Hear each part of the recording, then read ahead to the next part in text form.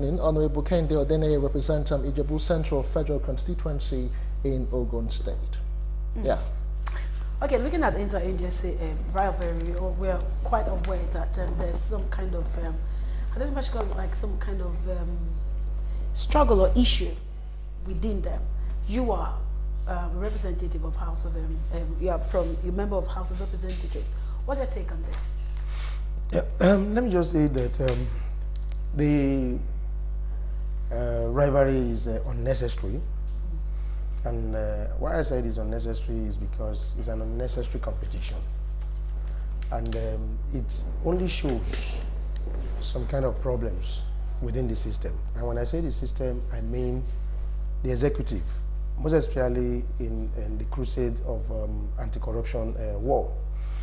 I want to believe that we would have even gone far in this crusade if everybody and everyone knows his responsibilities. The rivalry is unnecessary again because there are rules setting up each agency, and the rules clearly states out the responsibilities of each one of them. And I don't think there's anywhere there that these rules clash. And even if there are instances of clashes, I believe that maturity should also come in here. We're all fighting towards achieving a particular objective. And when we are not having, we are also having a common interest. When we are not working together in achieving that common interest, what happens? At the end of the day, we will definitely be unable to achieve the objective. So we now look at it again that why the fight? If at the end of the day, the fight would not enable you to achieve what you're supposed to achieve, what it means is that why are you fighting? So as I said earlier, the rules are there and the responsibilities are well spelled out. So I don't think there should be that clash, and that is why I said it's very, very unnecessary. Yeah, okay. And they should be, and they have to be called to order, because it's showing a kind of deficiency. It's showing a problem within the system. Okay, but what would you think? I think a whole lot of people think there's a clash, maybe not a clash of interest, but when it comes to job descriptions, now it looks as if they have similar job description, or probably one of the agencies do not understand his job description. Joe, can you please, can you say something on that? I think like what the Honorable Member has just said here, the major area we have to look into is the provisions, the establishment of the agencies, the clauses, their mode of operation, the scope of the operations, and the powers granted unto them by the law. And then if we have areas of conflict, then how do they harmonize that, or how do we expunge that from one arm to the other arm? Because I can remember vividly when we have experienced this kind of issue during the time of Son and NAFDAC. Son and NAFDAC had this kind of clash some times ago as regards the power to authenticate a product where the power of NAFDAC stops and where the power of Standard Oil of Nigeria, Son, starts. And which power has the right to certify a product as being authentic, I mean, as being qualified to be sold to Nigerians. I think that issue came up and it was looked into, and at a point, they have to like look into the laws that establish them, the scope of the operations, I mean, the powers granted unto them, and how to exercise the powers. Because in the instant case, if you look at what actually happened then, there was an issue of corruption. Issue of corruption was raised, misappropriation of public funds and things like that. And in that aspect, if you look at EFCC having powers to like look into issues of corruption, economic and financial crimes, you now look at it. Do they have jurisdiction? They have the capacity, they have the power. Can they arrest a DSS man if he's found to be corrupt? Then look at DSS, State Security Services. Are they involved in anti-corruption work? Do they have anything to do with corruption? Or they having to do with security of the states, things that pose threat or danger to the states? So if their member is found to be corrupt, despite the fact that they have powers, trusted onto them to carry out some operations, do they have the power to stop their member from being arrested for corrupt related issues, offenses? So for me, I think they went outside their powers. EFCC, from my own understanding, have the powers to arrest whosoever that is linked with anything corruption. Notwithstanding your agency, whether you're a military man, whether you're a civilian man, whether you're a senator, whether you're I said governors, deputy governors, president and deputy vice president that are being covered by Section 308 immunity clause. Any other person found to have been linked with anything corruption, I think the first agency reposed with the authority to look into that is EFCC. All right, well said. Now, Honorable, let's still talk to you. This issue between the Economic and Financial Crimes Commission and the Department of State Service is not just an issue that happened today, not just with the case of order of the arrest of Ita Ekmenyong. It's been on even with the case of Magu's appearance at the EFCC with all the reports that were submitted. So, in your opinion, don't you think this is just a fallout of a battle of maybe supremacy or something? Yeah, to me, I don't think it's a battle of supremacy. I think it's just a battle of selfish interest. And it even goes beyond that again. I think there are personal issues. Oh, really? Yeah, there are personal issues. And to me, when they have their personal issues, they should learn how to settle their personal issues. But all this still boils down to the fact that there's a problem within the system, and I think it is high time that the president or whoever has appointed them or whoever is supervising them has to call them to order. They should know quite well that they are not there for their own selves or for their own interest. They are there to serve the generality of Nigerians. And if their personal issues will not allow them to give their services to the full benefit of Nigerians, I think the best thing is for them to just leave that place. So if they have another space or another place to go and fight, they should go out there and go and do their fighting. You see, what they don't understand is that all these things put together that they are doing is affecting the objective of not just the organization, but also one of the objectives of the government in place or in power that wants to fight a particular battle. Is that okay? If it is this same country that ex-military men have been arrested by the same EFCC. So if we now have an ex-DSS person that has been involved, as the barrister actually put it, has been involved in corruption case. Is DSS there to fight corruption? No. Is there any immunity that covers the person? No. So why will that person be above the law? No, there's nobody above the law. So if EFCC has cases or a case established against an ex-DSS person, and there are facts, there are documents, there are everything available to say that this person is corrupt. And unfortunately too, we have to get it right. Unfortunately, they don't even have the right to convict. They are only inviting. Yes. And the act setting up EFCC gives them the power and rights and responsibility to effect arrest where such a person that has once been invited refused or refuses to honor such invitation. And that's exactly what has happened here. So if Magu and DSS man has an issue to settle, let them settle it outside their office. It is not, and where that is not possible, I think the best thing for the president to do is to sack both of them. They can't, because of their own personal interest and their own internal issues or personal issues, they cannot hold this company. I mean, they cannot use their own issues to in any way stop this fight we are talking about. So unless if the president refuses to do anything or takes action on this issue, that simply means the president is satisfied and comfortable with them. But on the part of the DSS experts, would you say it's just a thing of sheer impunity? Of course, I want to agree with you. In as much as even the head of the DSS is not above the law, if he's involved in corruption, not even the ex, the serving one, can also be arrested. There is no law that says he cannot be invited by EFCC. The law gives powers and responsibility to EFCC to invite anybody.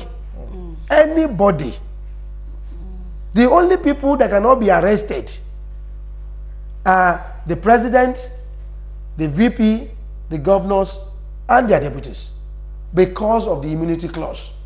When they leave that office, even if it's one day, at the expiration of their tenure, they stand to be invited and prosecuted. Okay. I think the DSS just need to get it right. And they should not just be looking at themselves alone. They should be looking at the entire society and not limiting this to themselves. Okay, for the purpose of clarity now, let me talk to you, Barrister. You know, for just for the clarity of the sake of our viewers, so those who really don't understand the difference between the responsibilities of the DSS and the EFCC, how far can the DSS go?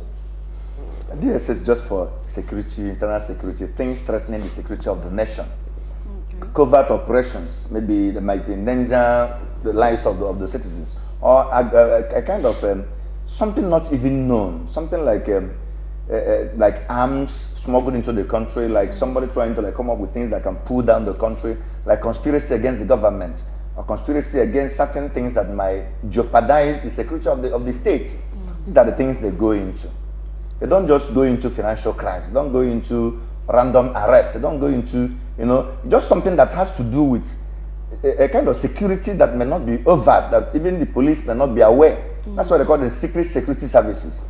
Like maybe somebody plotting a kind of, maybe even a terrorist group that might be dislodged in their major camp, that might have filtered into the society. It's the duty of DSS to permeate the society and fish them out through intelligence gathering, through information, through disguising themselves in one form or the other.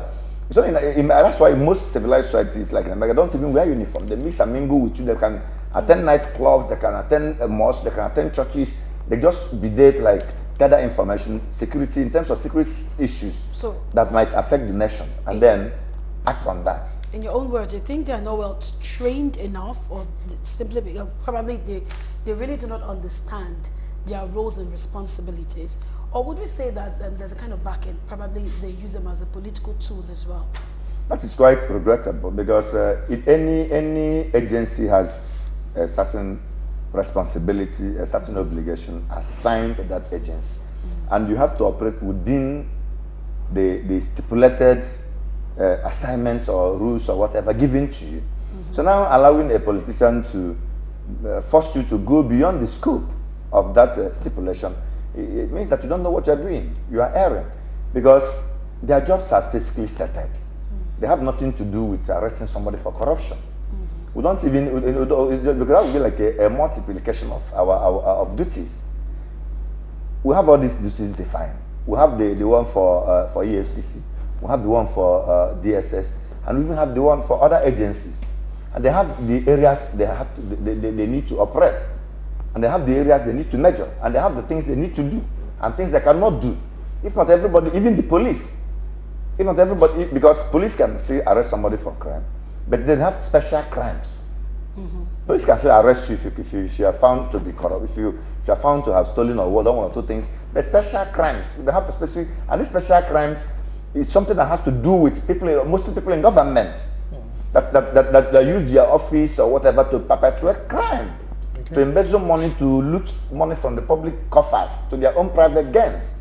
So these are this is what Obasanjo looked at during his tenure, and said that, look, police may not handle this issue alone. Let us carve out an agency that will be solely responsible for dealing with this menace, especially those in powers, those in high places, those that police may not summon enough courage, enough boldness to look at in the face and then say, we're inviting you. This special agency will handle that. That was the purpose of doing that. And then this, the people involved, and the ETA, it was investigated. The office of the vice president actually investigated the matter, and they eventually recommended them. He has his recommendations sent to the presidency, and presidency at the end of the day relieved him of his duty together with the other man that he was the SGF. Then now, what happens after somebody has been investigated and he was relieved of his duty? Does that amount to pardon? No, he wasn't pardoned. Was that amount to forgiveness? No, he wasn't forgiven. So once somebody has been relieved of his duty, implying, it means that he was found to have been culpable. Okay. And that culpability cannot be allowed to go just like that. So the law enforcement agency that is responsible to do that is the EFCC. Once this thing has been done, the president has relieved them of their duty, you go in and ask them, why did you do this? And then let them come to law court to defend themselves. If at the end of the day they were able to put up a credible defense before the court, so cogent and so convincing, the court will set them free. If they're not able to do that, they will go in and be in prison for that act. Okay. So I can't see why the DSS should not use it, because they have the powers to carry guns. That's one of the dilemmas of allowing some people to carry guns. So they have the powers to carry guns, and they know they can shoot also. Yes. So when you give somebody a kind of power to carry gun, he will use the gun. As reactions continue to show this development, SERAP has been in the news as a Social Economic Right Accountability Project. According to them, let me just quote verbatim what they say. It says a textbook case of interference with the orderly administration of law and justice. But in all of this, now what does all of this say about the present administration's stand on anti-corruption war? Yeah, let me put it this way. Sincerely, I think a lot of things are going wrong. And the president, I think, at this particular moment, needs to really let Nigerians know his stand. One of the reasons why Nigerians voted for President Buhari is because everybody see him, even up until this moment, see him as someone that is incorruptible, someone that stands to fight this corruption war. Yes. And that was why everybody, actually everybody, stood behind him and stood for him and voted for him, because they believed that yes, he can fight the war. Now, I think that if he now sees the people that he has appointed or he has elected or he has put in places of authorities cannot fight this war with him, I think it is right time for him to really come out. If he doesn't do this, you see, a lot of cases have happened. The SDF case is still very fresh. There are several, even the former NNPC GMD, his own case too, the money discovered in his house in Kaduna is still very much fresh. So many cases are on ground that have not even been tackled. None of these ones have been taken to law court and tackled as appropriate. So I think a lot of people have started changing, having a change of mind as to the real position of this present government to be able to fight this corruption the way it has been spelled out by the president at the beginning. Yes, the president may not be corrupt, but if the people around him are corrupt, it only shows two things. That one, is the president corrupt, and that is why he cannot speak about corruption, or are the people he has appointed, are they above the law, or they are even getting above, they are even having so much power to the extent that the president cannot even control them. So, you see, it's a very big problem for this administration. And unfortunately, we are going into 2018 that is going to herald the 2019 election year. And a lot of Nigerians are waiting for the president to make pronunciations or pronouncements on these issues. On the issue of SGF, yes, it could be taken that the president was sick, but there was a report by the vice president. Though that report was not made public, but they've been relieved. And as the barrister rightly put it, does it mean if I'm found wanting or of corruption cases, and you as my boss just asked me to go, that yes, go. I don't want you again. Has that cleared me from being a corrupt person? No. That has to be established. If the president fails to take a decision on all these cases, there's a problem. It means that, it only means that even when he is not corrupt as a person, he is supporting corruption. Okay, right. But and that is something that the opposition party can actually use against us. When I say us, I am an APC member, and I'm not also happy with all this. Okay, but I would like to know, do you think all these are a sign of distraction, or probably is some kind of political war trying to make this present government one that is incapable? It is. I don't see any political war here. Okay. The president is supposed to be fully in charge. He appointed everybody. So all these people we are talking about were not appointed by the opposition party to work with the government. Even if they at a point belong to other parties. Let's assume they even belong to other parties. He was the one that appointed them. So if you're not working the way, if they're not working the way he wants, the best thing for him to do is to do away with them. Right. So there's not, I don't think there's anything politics here. But the only thing is that whatever is